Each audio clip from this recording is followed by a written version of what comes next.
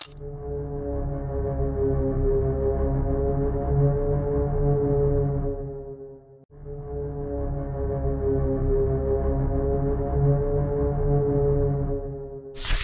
858 AD, during a grand and sacred procession through the heart of Rome, the streets roamed with anticipation. The people gathered to witness their Holy Father, the Pope, lead the faithful in a display of divine power. But as Pope John VIII, who was supposed to be presiding over this procession, moved forward, something unexpected happened. Without warning, the Pope collapsed. Clutching his chest, he crumpled to the ground, causing an immediate wave of panic. The crowd surged forward, desperate for a glimpse of the fallen Pope. But what they saw, no one could have anticipated. Beneath the flowing papal robes, there was not a man but a woman. Blood pooled on the cobblestones as she screamed in pain, her body racked with contractions. The onlookers froze, shocked into silence. Pope Joan, the greatest secret the Church had ever kept, had been exposed. A woman had ascended to the papacy, and now, as she collapsed in labor, the truth could no longer be denied. She was born in the early 9th century in a small village in Germany. Joan was a woman with a mind that could not be confined. She was a scholar, a student of theology, but her gender was a heavy burden in a time when women were considered unworthy of intellectual pursuits. Her father, a poor farmer, saw potential in her and secretly nurtured her desire for knowledge. In a world where women were forbidden to step beyond the boundaries of domesticity, Joan made a daring decision. She disguised herself as a man. Cutting her hair and binding her chest, she took on the identity of John Anglicus, a name she would carry as she traversed through Europe to reach Rome, the heart of Christendom. As John, she enrolled in the greatest theological schools, studied under renowned scholars, and dazzled cardinals with her knowledge.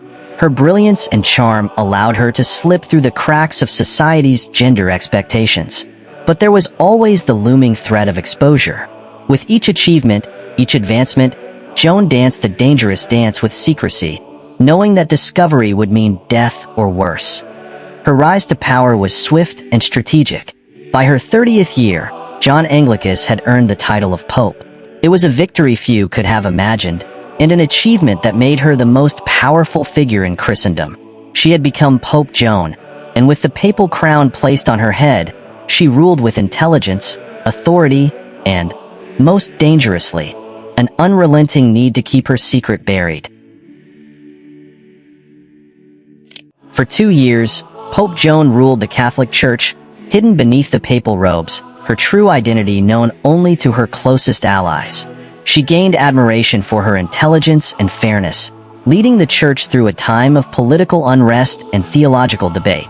She healed the sick with remedies that baffled the most learned scholars of the time. But power comes at a cost, and Joan's secret began to strain her in ways she hadn't anticipated.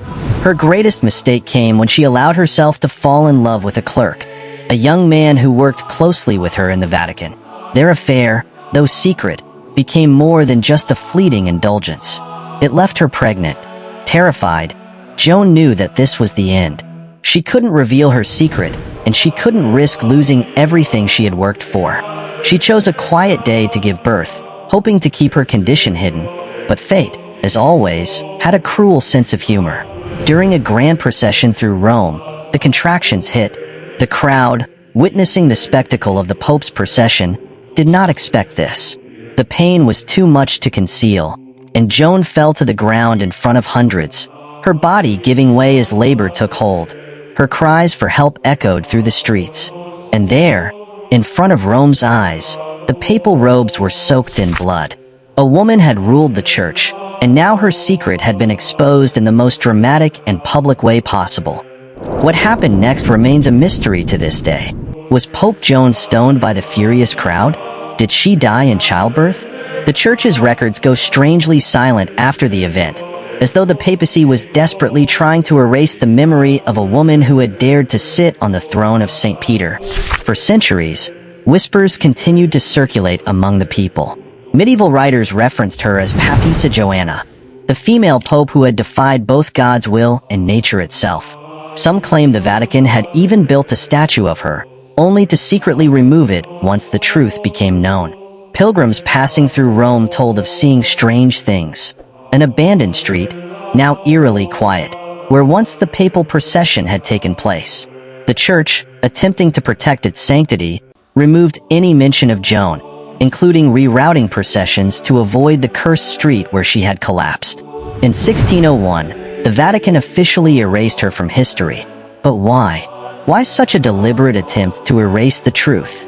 Joan wasn't just a scandal or a mistake. She was proof of a world where women could wield the power of God, outsmarting the very patriarchal structure the church was built on. A woman had ruled as pope, and the church could not bear the implications.